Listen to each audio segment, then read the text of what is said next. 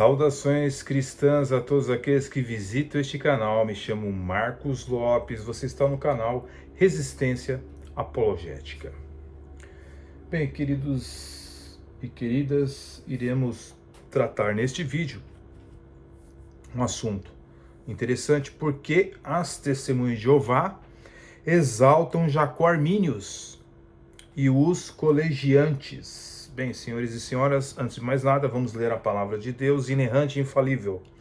2 Timóteo, capítulo 4, versículo 3. Porque virá tempo em que não suportarão a sã doutrina, mas tendo coceira nos ouvidos, amontoarão para si doutores conforme as suas próprias concupiscências. E desviarão os ouvidos da verdade, voltando às fábulas. Então virá um tempo em que não suportarão a sã doutrina. Bem, queridos e queridas, vamos observar o seguinte. Não temos quase nada, ou praticamente quase, eu não vi, não achei, mas deve existir, evidentemente, algo sobre as seitas, chamado colegiantes. Bem, nós temos aí um site na internet de uma seita, das Testemunhas de Jeová, jw.org, que está aqui na minha frente, que traz por título Colegiantes Diferentes por causa do estudo da Bíblia. Então nós vemos aparentemente as Testemunhas de Jeová tentando remontar, na história, dizendo que esses colegiantes eram muito semelhantes a eles, as Testemunhas de Jeová, em muitos pontos.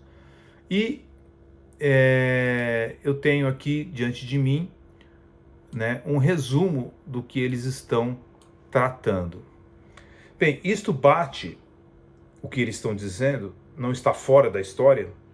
É aí que eu digo que, como apologetas, nós temos que buscar várias fontes. Não somente se prender em uma e dizer que aquilo é verdadeiro. Este é um dos maiores erros dos apologistas do Brasil, tá bom? Eles prendem-se em uma fonte e dizem que ela é verdadeira. Então, se eu tenho que dizer, por exemplo, que Agostinho era maniqueu e trouxe paganismo para a igreja, eu me prendo em algumas fontes e não vou buscar as outras fontes. Então, isso é muito perigoso, porque você replica o erro para outras pessoas.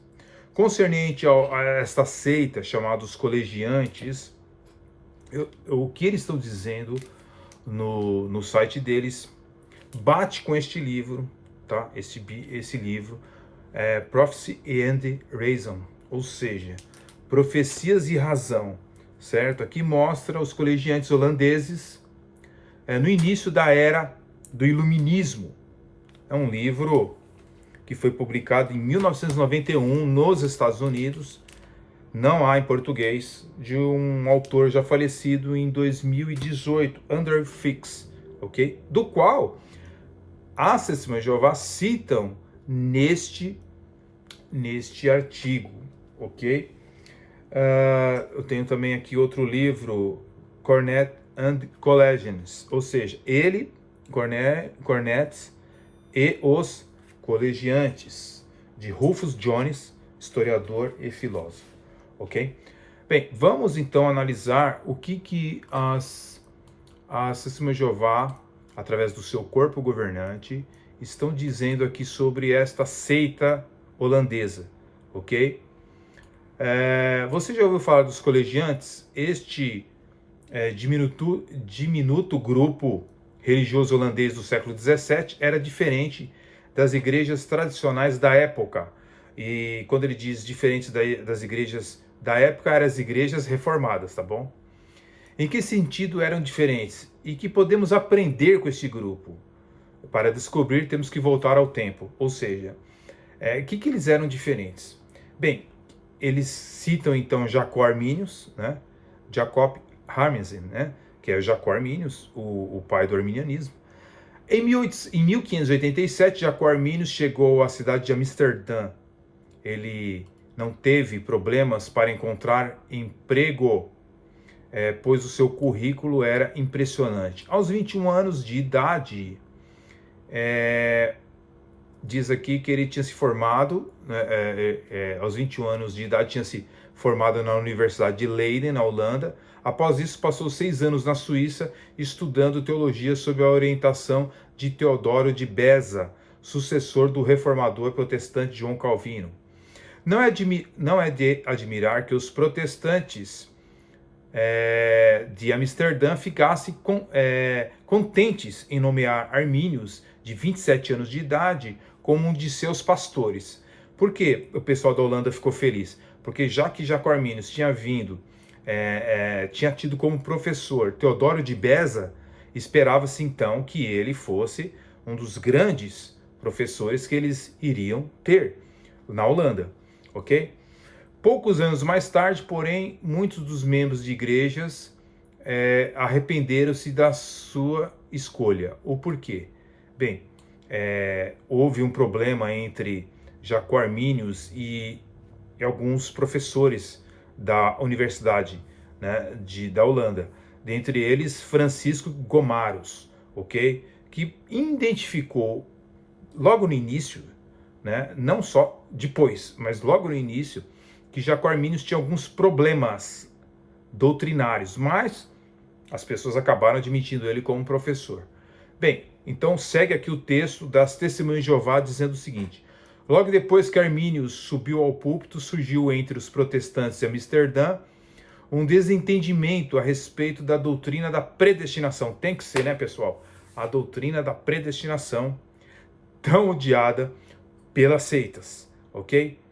Bem, essa doutrina consistia à base do calvinismo, mas alguns protestantes achavam que um Deus que predestinava alguns para a salvação e outros para a perdição era duro e injusto. Então, do ponto de vista humano, era duro e injusto aceitar essa doutrina que estava contida, evidentemente, nas Escrituras Sagradas. Os calvinistas esperavam que Arminius, por ser aluno de Beza, corrigisse os dissidentes. Mas, para a consternação dos calvinistas, Arminius tomou o lado dos dissidentes. Em 1593, a disputa havia ficado tão acirrada que os protestantes de Amsterdã se dividiram em 2 grupos, os que apoiavam a doutrina e os que rejeitavam, né? Segundo o artigo aqui está dizendo que eram os moderados. Aos poucos anos, essa disputa local se tornou um cisma protestante nacional. Finalmente, em novembro de 1618, o cenário estava montado para o confronto. Os calvinistas, apoiados pelo exército e pela opinião pública, convocaram os dissidentes, que eram chamados os remonstrantes, para um concílio nacional. O sínodo protestante de Dort, né, a cidade de Dordrecht.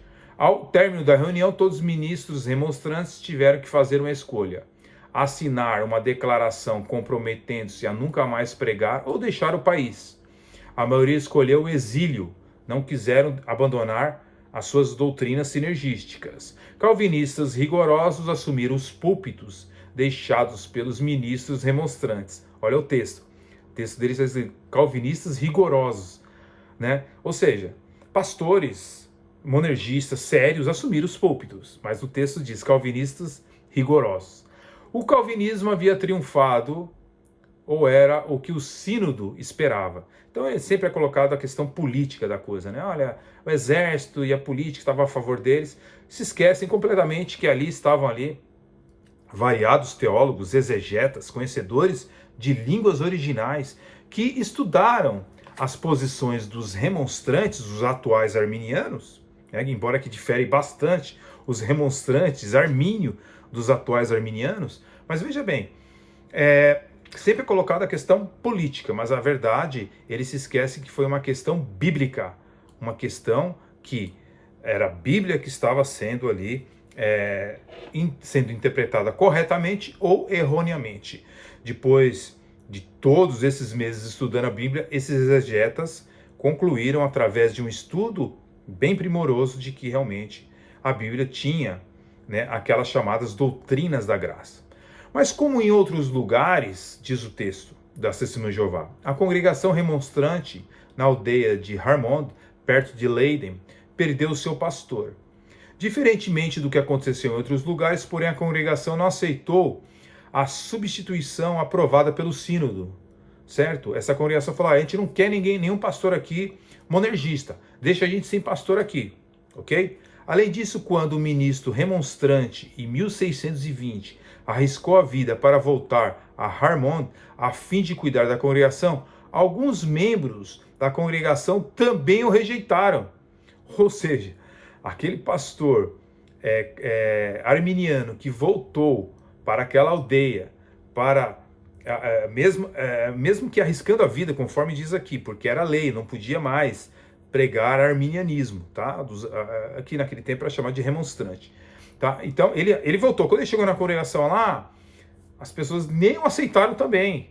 Ela já estava sendo minada por outro tipo de sinergismo, que vem também da remonstrância, tá bom? Então o que acontece? Ele voltou, mas não assumiu. Eles haviam começado a realizar suas reuniões religiosas em secreto, sem a ajuda de clérigos. Mais tarde, essas reuniões foram chamadas de colégios, e os que frequentavam eram chamados de colegiantes. Tá aí o que explica aqui Andrew Fix, ok? No seu livro, que era a seita dos colegiantes, tá bom? Embora o movimento colegiante tivesse surgido mais por questão de circunstância do que de princípio, a situação logo mudou. Um membro da congregação, Gilbert eu vou falar um pouco meio errado porque é um nome holandês, Gilbert van der Holt, argumentou que por se reunir sem supervisão clerical, ou seja, sem pastor, o grupo estava se ajustando mais perto da Bíblia e aos moldes dos primitivos cristãos do que as igrejas tradicionais. Ou seja, as igrejas que tinham suas confissões bem estabelecidas, as igrejas monergistas que estavam bem estruturadas na Holanda, ele está dizendo agora que sem pastor eles estavam melhores. E voltando, né, aos moldes dos primitivos cristãos. É sempre a mesma conversa das seitas, pessoal. As seitas, elas querem essa independência das escrituras, tá bom? Alegando usar as escrituras. Um pastor remonstrante, em 1620, voltou para essa vila, Harmond, a tentar a cuidar dessa congregação, foi rejeitado. Foi rejeitado pelos próprios remonstrantes que haviam ficado na vila, certo? Os próprios remonstrantes rejeitaram, não queriam mais ele ali. E eram sinergistas, igual os remonstrantes, tá? Então eles haviam começado suas reuniões em secreto e começaram a ser chamados, essas reuniões, de colégios, e depois eram chamados de colegiantes. Bem, a classe clerical, segundo os colegiantes, essa seita, que foi criada dentro da Holanda, eles diziam que depois da morte dos apóstolos, o objetivo era criar empregos para homens que eram os clérigos, ou seja, já estavam rejeitando o que a Bíblia diz sobre pastorado. Tá? Em 1621, Van der Holt e outros da mesma linha de pensamento transferiram suas reuniões para a vizinha aldeia de Hidsburg. Alguns anos depois, a perseguição religiosa cedeu à tolerância, a reputação das reuniões colegiantes se espalhou por todo o país, no caso a Holanda, e atraiu pessoas de formações de classes diferentes. Como disse o historiador Siegfried Simberg, havia remonstrantes nessas reuniões, menonitas, socinianos e até teólogos. Alguns eram fazendeiros, outros eram poetas, impressores, médicos e comerciantes. Estava todo mundo junto nesse grupo dessa seita chamada os colegiantes. Tá? Tava lá os remonstrantes, tava lá os menonitas, os socinianos. E o que é que esse grupo tem em comum, pessoal? O sinergismo, pessoal. É o sinergismo. É isso que eles têm em comum. Tá? Por isso que eles se davam tão bem. Né? Então, No ano de 640, esse grupo cresceu rapidamente dentro da Holanda. Os colégios espalharam-se rapidamente por Rotterdam, Amsterdã e outras cidades.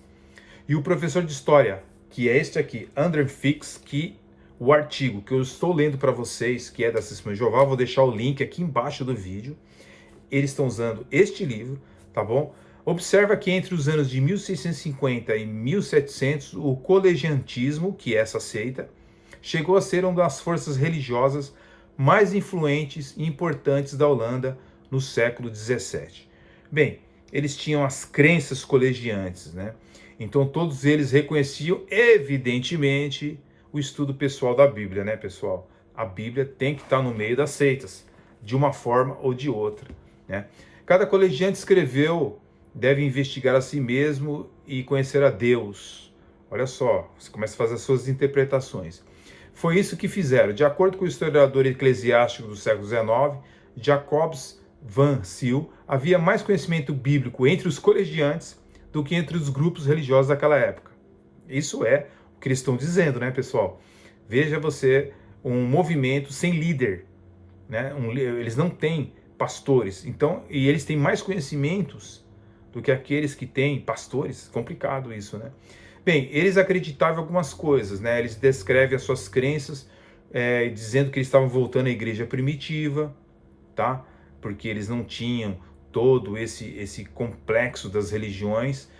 Sobre a reforma, a tão odiada reforma, a reforma da igreja liderada por Lutero, Calvino e outros do século XVI, diz os colegiantes, não havia sido suficientemente profunda. Tá vendo, pessoal? Toda seita detesta a reforma protestante. É por isso que é muito estranho quando os evangélicos detestam a reforma protestante, porque todas as seitas detestam. E ao contrário, diz aqui o artigo, de acordo com Valenius Abrams, médico e colegiante de destaque, a reforma piorou a situação religiosa, fazendo surgir disputas e ódio. Uma verdadeira reforma deveria mudar o coração, o que a reforma não fez. Toda seita detesta a reforma. Presta atenção. Detestava a igreja e o clero. Eles dizem que as igrejas tradicionais eram todas corruptas. Católica, protestante, reformada, era tudo corrupta, tudo mundana. E só eles eram os the best, eram os melhores. É assim como os adventistas e todas as seitas de hoje, né? Eles se colocam como um grupo que eles são o único caminho. Sobre o reino e paraíso, um dos fundadores do Colégio de Amsterdã escreveu: o reino de Cristo não era um reino espiritual que estava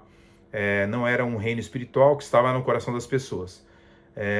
Disse que eles esperavam cumprimento de promessas terrestres. Similarmente, os que eram colegiantes aguardavam a época em que a terra seria transformada num paraíso. É por isso que as Testemunhas de Jeová estão usando esse artigo, porque bate com alguns pensamentos deles. Os colegiantes, senhores e senhoras, negavam a doutrina bíblica da Trindade. Influenciado pelas crenças dos socinianos, alguns importantes membros do movimento colegiante rejeitavam a doutrina da Trindade, coisa que as Testemunhas de Jeová também rejeitam, né? E em 1694 foi publicada uma versão da Bíblia traduzida por um dos colegiantes. Isso lembra as Testemunhas de Jeová, não lembra? Que verteu da seguinte maneira a parte final de João 1:1. E a palavra era um Deus, igual a Testemunhas de Jeová, diferentemente da versão ortodoxa, que a palavra era Deus. Eles faziam reuniões semanais, tá? E por aí vai indo. Aí, eles tinham também assembleias nacionais, que eram feitos batismos em massa, tá bom? Que mais eu posso passar para vocês aqui? Eles batizavam da seguinte forma: eu creio que Jesus Cristo é o Filho do Deus vivente. Já que eles não criam na doutrina bíblica da Trindade, eles não batizavam em nome do Pai, do Filho e do Espírito Santo. Lembra bastante, né? Evidentemente as seitas unitaristas, do qual eles são herdeiros. O movimento desapareceu. No final do século XVII surgiu uma controvérsia com o papel da razão na religião. Havia colegiantes que achavam que a razão humana deve ter precedência sobre a revelação divina, mas outros membros do grupo discordavam. Com o tempo, essa controvérsia diminuiu, inteiro o movimento colegiante. Foi somente após a morte dos principais proponentes da controvérsia de ambos os lados que os adeptos do movimento colegiante se uniram novamente. No entanto, com esse cisma, o movimento nunca mais foi o mesmo. Observa o historiador Fix.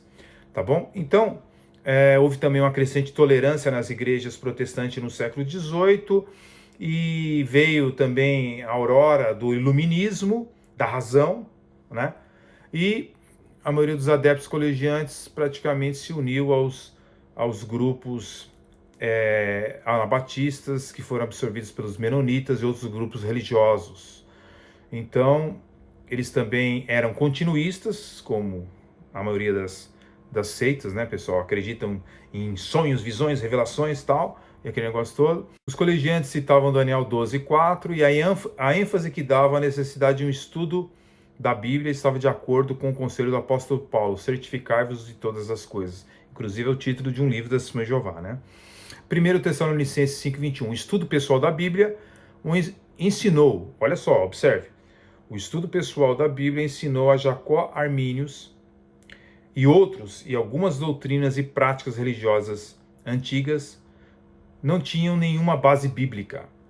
Quando se deram conta disso, tiveram a coragem de discordar das religiões tradicionais. Você teria feito o mesmo?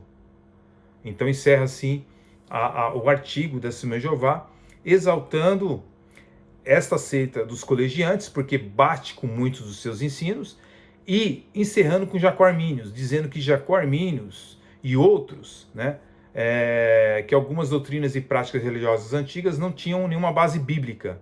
Então, evidentemente, que toda seita detesta, abomina a doutrina da predestinação, colocam Jacó Armínios aqui, que questionou a doutrina bíblica da predestinação, colocando pelo modelo da presciência, vindo, evidentemente, de Pelágio. Se você vê o comentário de Pelágio, é a mesma coisa, tá bom? Agora, o que acontece? Então, por não ter base bíblica, segundo eles, se deram conta e tiveram de coragem de discordar das religiões tradicionais. Aqui está falando das religiões tradicionais, eram as igrejas reformadas. Você faria o mesmo? Bem, no próximo vídeo eu vou esclarecer mais sobre essa questão dos colegiantes, Dirk Korneck, Jacó Armínios, e por que, né, Jacó Armínios tinha uma certa dificuldade de passar o ensino da doutrina bíblica da Trindade. Tá bom, senhores? É um estudo que vocês não devem perder. Por enquanto, eu quis passar para vocês esse artigo da Testemunha de Jeová, que fala sobre os colegiantes. E no próximo vídeo nós vamos descer um pouco mais para a gente entender melhor essa história, tá bom, senhores? Fiquem na paz, até o próximo vídeo. Deus abençoe.